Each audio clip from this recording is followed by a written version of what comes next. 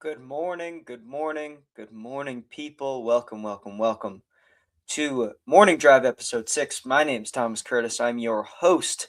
Thank you so much for bringing me on your morning drive this morning on July 24th, 2026. Red Sox had an off day yesterday. They open up one more series on their homestand against another AL East opponent. First it was the Rays, then it was the Orioles, who snapped the 15-game win streak. And now they welcome in the Toronto Blue Jays.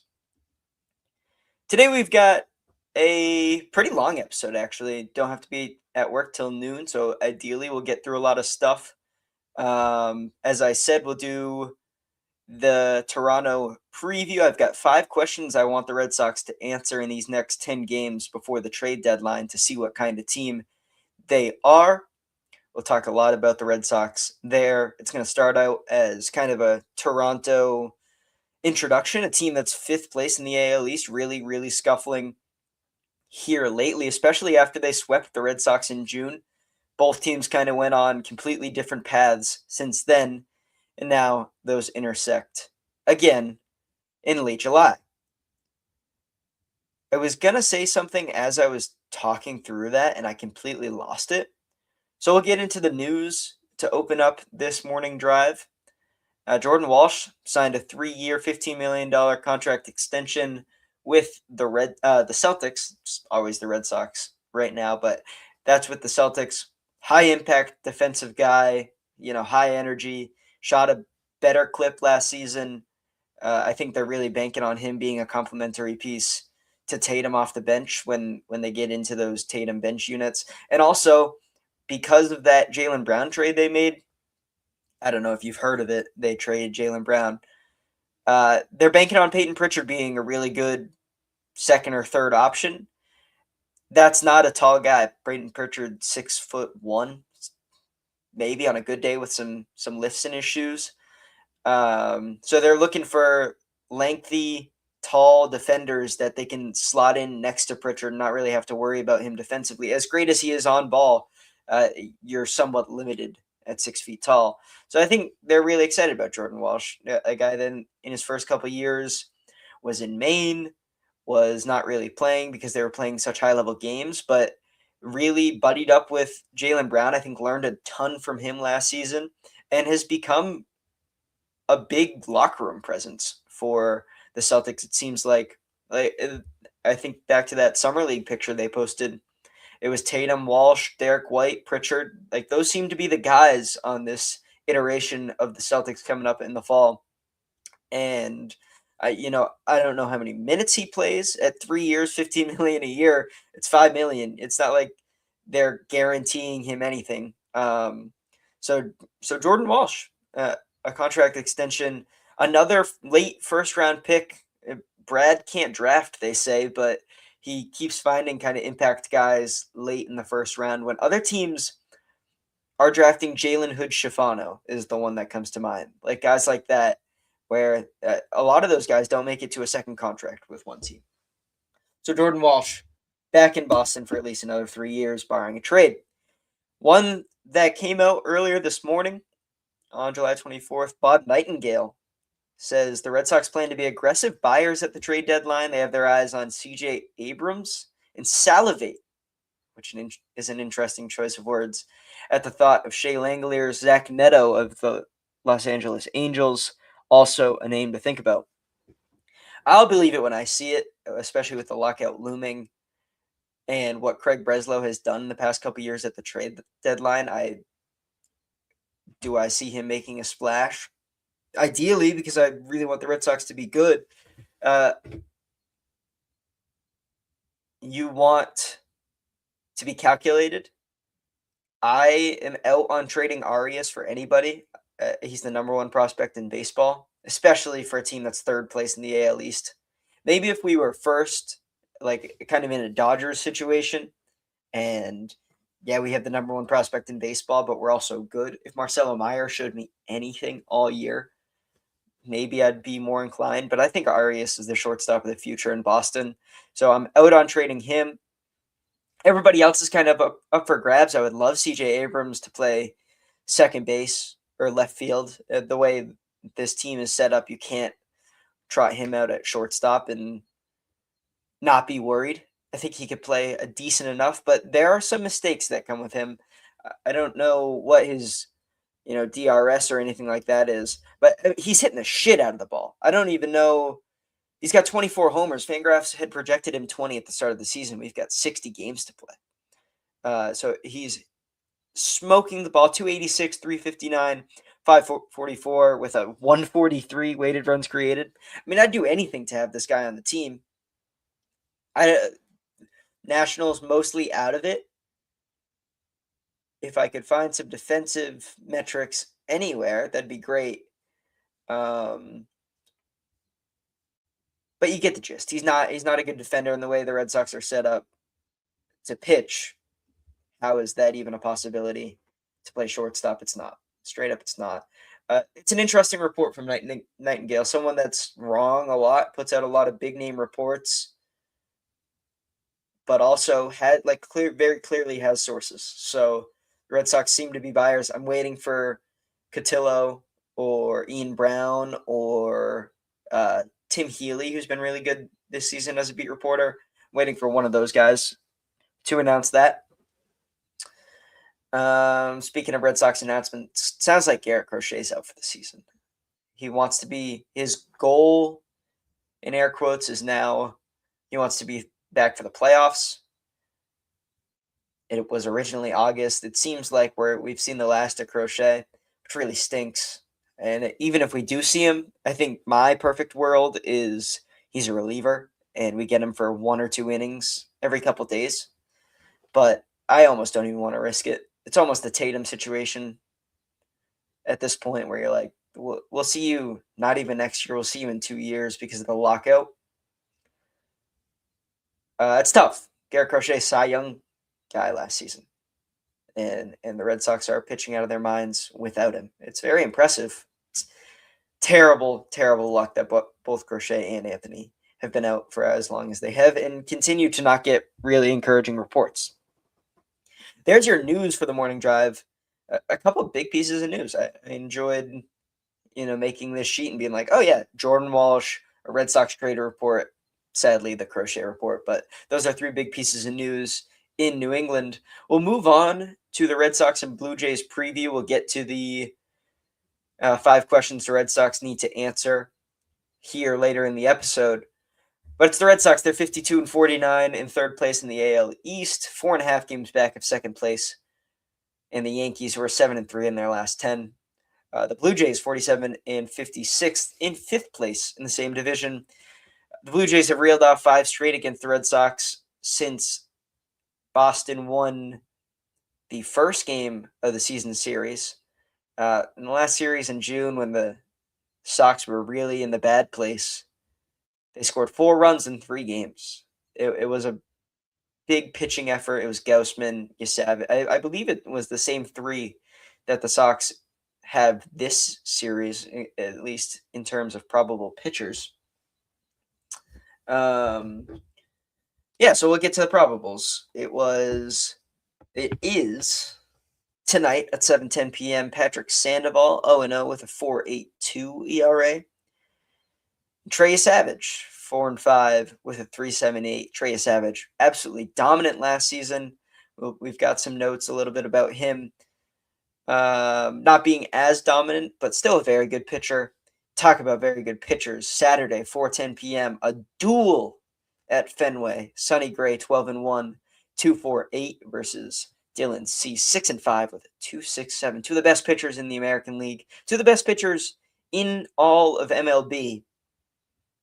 Cease has been incredible. Sonny Gray, such a delight, as I say. Just such a delight. And Sunday afternoon at 1:35 p.m., it's TBD, which could be Peyton Tolley. It could be Ranger Suarez, depending on if they want Suarez to have another series of rest, which he was supposed to throw game 2 against Baltimore, and all of a sudden we're talking about seeing him next week. We need Suarez. We need 6 innings out of Suarez as soon as we can get him. And it's Kevin Gaussman, 4-9. Blue Jays have lost 9 of Gaussman's starts. He's got a 4.51. There are your probables. As for Toronto's pitching, Dylan Cease has been unstoppable. 155 strikeouts this season, leads the American League. A 114 whip, 196 batting average against. It's a 239 FIP. His FIP is better than his ERA, and his ERA is 2.67. He started the All-Star game, dominated us on June 16th with 5 shutty, and he's better on the road. I kept looking for a stat to be encouraged by for Red Sox hitters on Saturday. I couldn't. 2.28 ERA, a 110 whip, and a 183 batting average against. On the road for Dylan Cease. Savage, not in the greatest of places, but he's not in the bad place. It's a 4.68 FIP as compared to a 3.78 ERA. He's hittable. He's been hittable all year. Not, completely a zero for the first 7 innings every time you see him, like he was in 2025. Gausman has given up 114 hits in 115 innings and walked 34. It's a 1.28 whip for Kevin Gausman and 1.44 on the road. He hasn't not been the shutout kind of guy. It seems like he could be a trade chip for Toronto. I don't know why I keep saying the T so hard. Toronto. It's Toronto. The Toronto Blue Jays. Those are your pitchers that you'll see. This is a really good 3.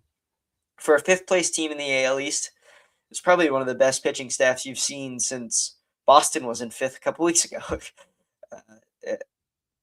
3 guys that any given night can go out and give you 8 shutty.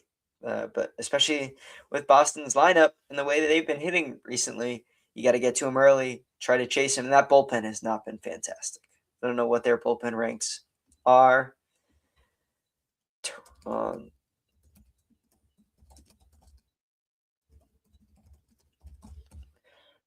But there's the pitching staff. As for the hitters in their last 7, so I kind of did their last 2 series. They lost 2 of 3 to Chicago and then lost 3 of 4 to Tampa Bay. They won that final game yesterday on a Shane Bieber standout performance, which we'll hear about later. George Springer's 364, 417, 591 with 2 doubles and a homer, 2 walks, 2 strikeouts, and 5 RBI in his last 7. Kazuo Komodo, one of the best Japanese signings in the offseason, has been very hot and cold because he was really hot to open the season, really cold in May. And boy, I'll tell you, he's really cold right now. 0 for 22. He's only been on base with 2 walks in his last 7 games. Alejandro Kirk, one of the better hitting catchers, at least, in the American League.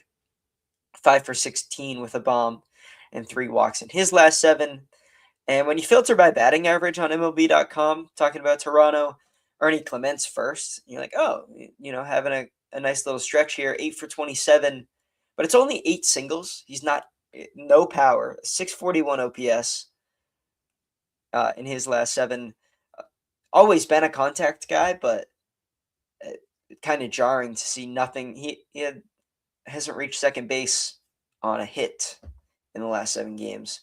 Straight singles. So not a lot of power from Ernie Clement.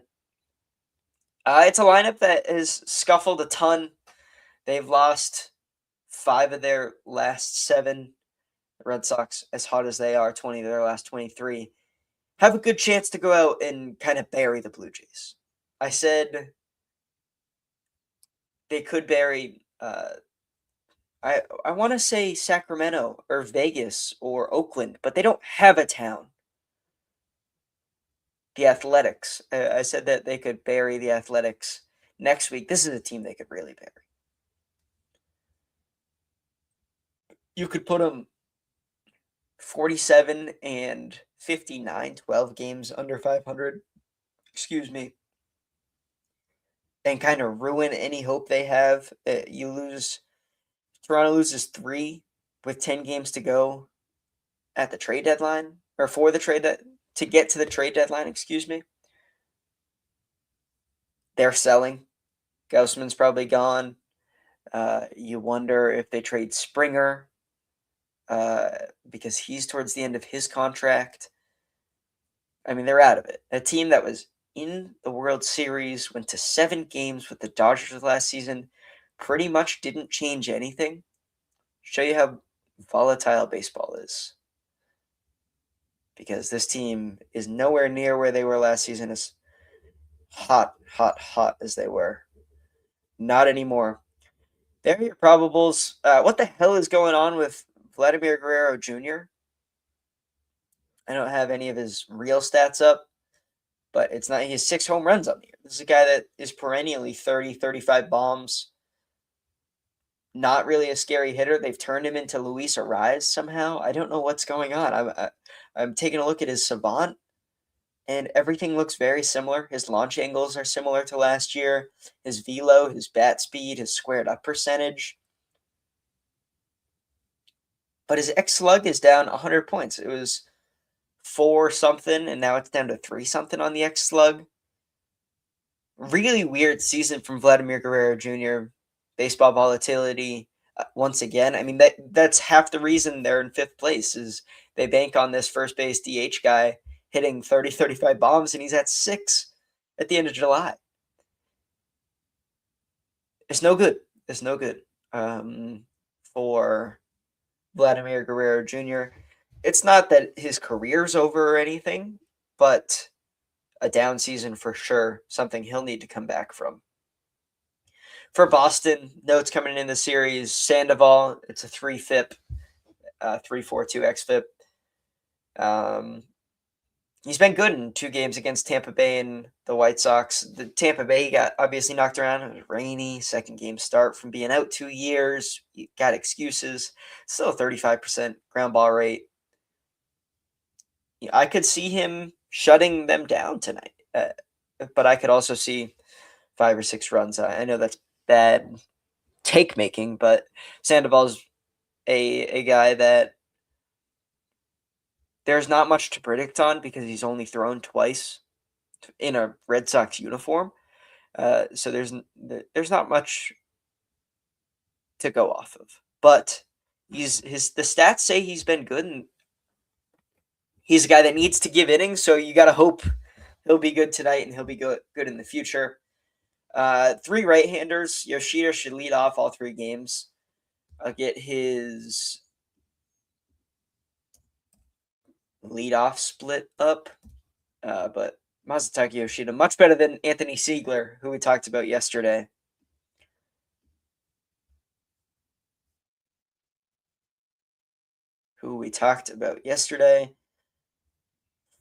Batting first. Batting first in 6 games for Masataka Yoshida. It's a 318 batting average, 375 OBP, 500 slug for an 875 OPS. He's got 11 total bases, a 333 BABIP, a 137 OPS plus with 1 homer and only 1 RBI. Professional hitter all the way through. Has been really good this season. In July, it's a 342, 390, 600. Talk about riding the hot hand. Ride this hot hand for Yoshida. It's got to be. It's a joke if it's Siegler this afternoon or this evening. It can't be. I think they're done. I believe Tracy's ready to do that, especially with the 1 for 4 the other night in the loss, and the winning streak's over, as we talked about yesterday. But yeah, it's got to be Yoshida. So I had batting first. Oh, and I wanted versus right-handed pitching. Weirdly better against left-handers batting average-wise. 266 against righties, 286 against lefties. And the OPS is even better. It's kind of funny. But yeah, 266, 338, 390. This is a quality at-bat, a 730 OPS against right-handers. To open up the offense, if he's getting on base, that 340 OBP, get on base for Seti, who's proven to be a good situational hitter this season, and then Willier and Contreras in the 3-4. You could open up the game with a run right there. I think Duran is another leadoff option, which is ridiculous because I'm the biggest Duran hater there is. He's been smoking the ball. There's no way around him not smoking the ball. In July, It's still a 157 and a 528 OPS, but 13 RBI. It's his second best RBI month already. And May, we all know he was fantastic. 261, 331, 548 for Jarren Duran in May. He's hitting the ball really hard. And I think you can't deny that they need his production in left field. If he's a guy they want to go to at the one spot, I'd still be upset because how could it not be Yoshida when you're looking at the stats? Especially with Duran's 254 OBP in July. It should be Yoshida. If it's Duran, I'll be like, all right, maybe this is when he goes out of the leadoff spot. But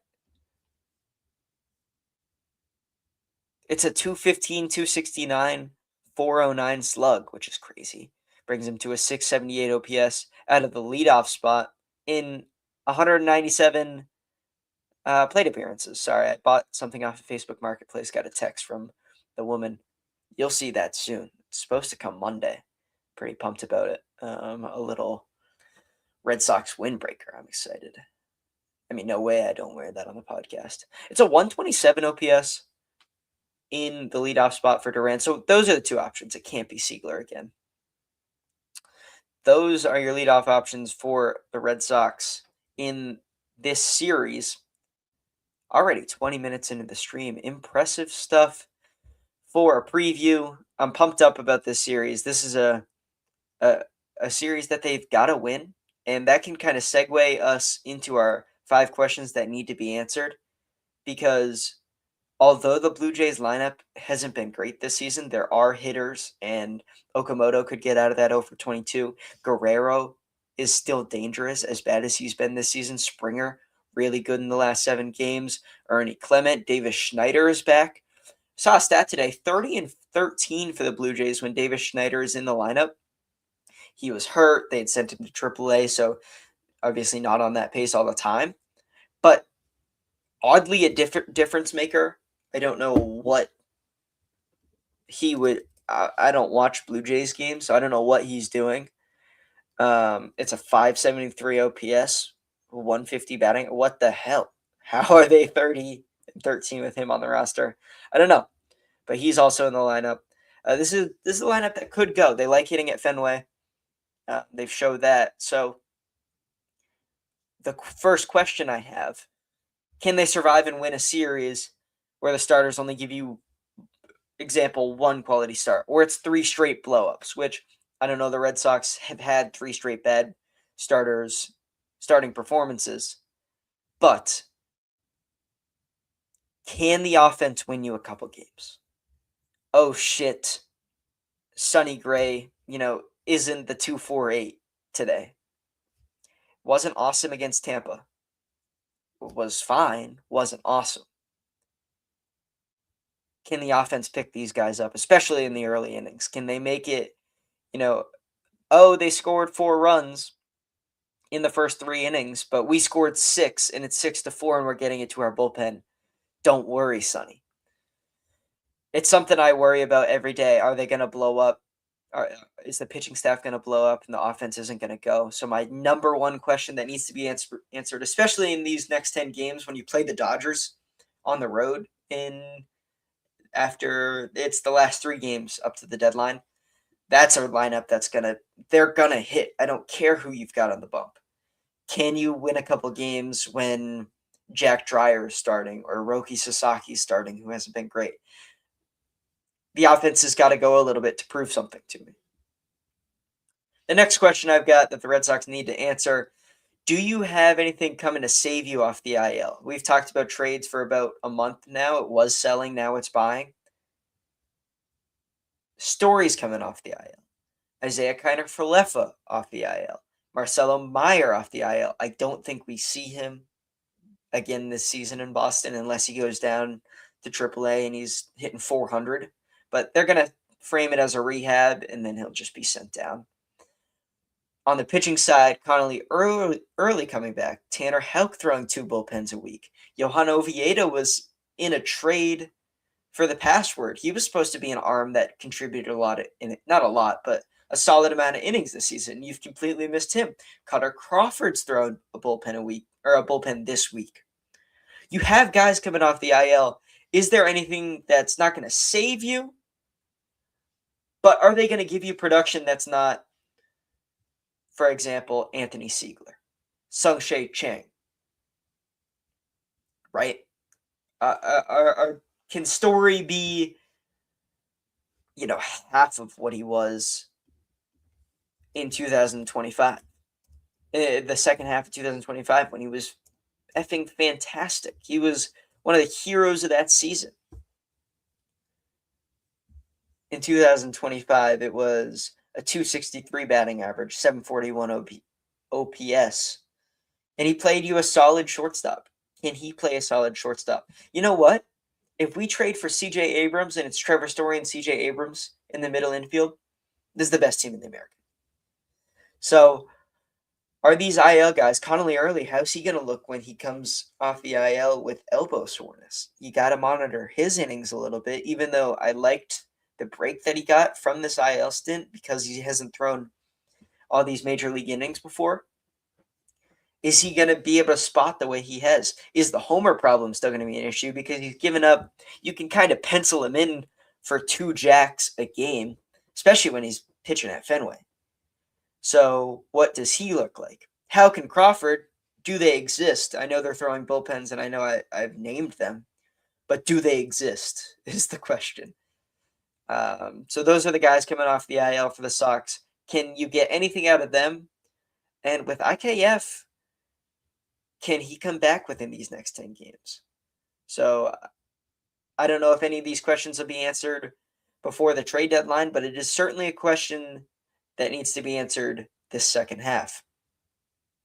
Next up, Worcester's staff is full of relievers, especially lefties. Samaniego, Eduardo Rivera, who pitched the other night, but he's a better reliever than he is a starter.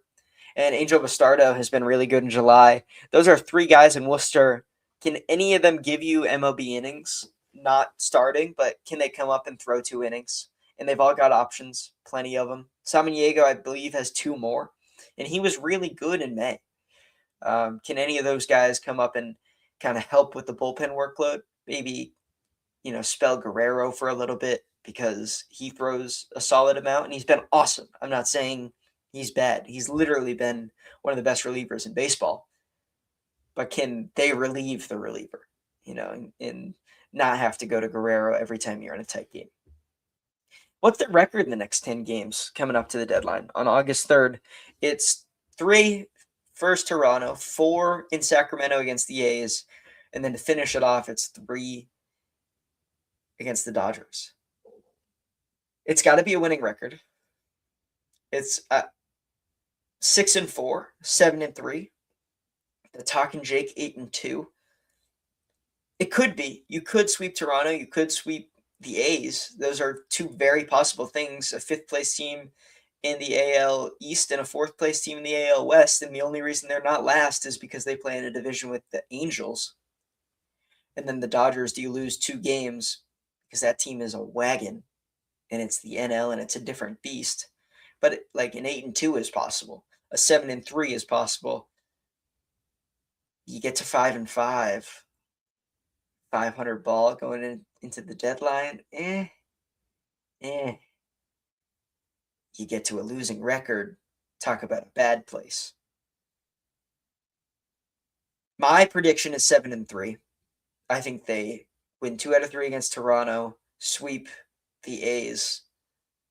That puts you at 6, and then they win 1 against the Dodgers, 7-3. Also, who the hell is selling in the MLB? I feel like we've had a ton of reports. These last 10 games kind of are the decider of who's selling, who's buying. With the lockout looming, teams are not going to want to buy guys on a 1.5-year contract because they won't play next year in 2027, or it won't be a full season, that's for sure. So who's selling is the final question, and that will be answered before the deadline. So 4 questions that will be answered before the deadline. 1, Story won't be back. Meyer's not coming back. How Crawford, Oviedo probably not coming back before the deadline. It's really early in Story. Can those guys give you, or early in IKF, excuse me, can those guys give you anything? You hope so. So those are the 5 questions the Red Sox need to answer. Finally, we'll get on to standout performances. I told you, Chris Sale, 6 innings, 3 earned, 11 strikeouts, and a win against San Diego. I was looking at the slate for tonight, yesterday, last night, and I told you Chris Sale was going to shove, and we'd see him this morning. We do. We also see Gavin Williams, 7 innings, 11 Ks, and a shutout performance against Minnesota. He still lost. The Guardians still lose to the Twins. Couldn't get any run support. Speaking of the Guardians, Shane Bieber's former team, now he's on the Blue Jays. The Red Sox miss out on a 7-inning, 1 earned, 3 strikeout win on the back end of that Tampa series to salvage and not get mopped. Taj Bradley, 7 innings for the Twins in that win against Cleveland. So him and Gavin Williams dueled it out, 5 strikeouts. And our only hitter on the performance list tonight, Tyler Locklear, 3 for 5. He had a home run, a double, and a single. RBI in 2 different at-bats for 3 on the night against St. Louis. There are your standout performances. All guys that Tyler Locklear is pretty much the only one that you might not see again. We probably see Gavin Williams again in 5 days. We probably see Sale again in 5 days. I wouldn't bank on Bieber going 7 with only 1 Ernie next week, but Bradley could. Bradley's such a great a great thrower, not a great pitcher, but such a great thrower, high ceiling thrower, that he could give you that same performance he did last night. So there are your standout performances. As for this weekend, we'll do 3 series I'm interested in, 3 I could. Oh my God, I don't care. Shout out to Asa Cutter.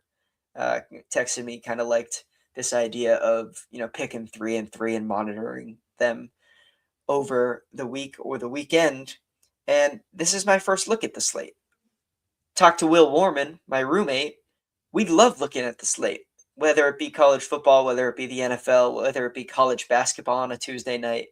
Love looking at the slate. So let's call this looking at the slate. A look ahead to the slate. We'll see. We'll workshop the name. So the Blue Jays and Red Sox don't count because of the Red Sox. I will be watching these games. It's not a monitor. My first one, as I can see immediately, 57-45 Yankees at the 56-47 Phillies. I've got to pay attention to that one. Say the Phillies reel off 3 wins against a really good Yankees team. Are they the second best team in the NL? Are they better than the Brewers? Probably not. They're probably third, though. They probably get past the Braves. Guardians Rays is another one, another AL East team I've got to monitor, but those are 2 teams that do similar things. Pitching, manufacturing runs, not really slugging much, but they're going to pitch. Tonight's pitching matchup for them is Joey Cantillo, Roman Empire, Rosti, and Shane McClanahan, who threw against the Sox when I was there. So that'll be a game to monitor. And Mariners Rangers is going to be the wild card race. You gotta look at 51-52 for the Mariners. They're a game worse in the loss column than the 51-51 Rangers. So we'll be checking in on that one. Our 3 to watch: Yankees, Phillies, Guardians, Rays, and Mariners Rangers. And as for, oh my God, I don't care, the 10:15 game, if you want to watch some baseball at 10:15, Angels, Giants. Oh my God, I don't care. Next up, Dodgers, Mets. Dodgers win 3 straight. And finally, Rockies, Brewers. There you go. 64-38 Brewers against the 41-63 Rockies. So the 2 best teams in the NL have layups this weekend. And then I don't care about the 2 worst teams in baseball. Those are your 3 up, 3 down games to watch or games to not watch this weekend. And this has been the Morning Drive. I've got a sponsor lined up. I've got one. I ideally have a second. I would really like to get a camera because I don't think the 720p webcam makes me look very professional, but that's what we're rocking with right now. So that's ideal. We've got things in the works for this podcast. As always, if you'd like to support, my email will be in this description, is what I'm looking for. Um, I'm sure if you're watching this, you have a way to contact me. Hit me if you'd like to be a presenting sponsor. If you have ideas, again, hit me. If you've watched all the way through, please please subscribe, because we're going to try and do this a majority of mornings from here on out. That's been the morning drive. Thank you so much for driving with me on July 24th. We will be back tomorrow to talk about the Red Sox game before work. I'm Thomas Curtis. See you tomorrow.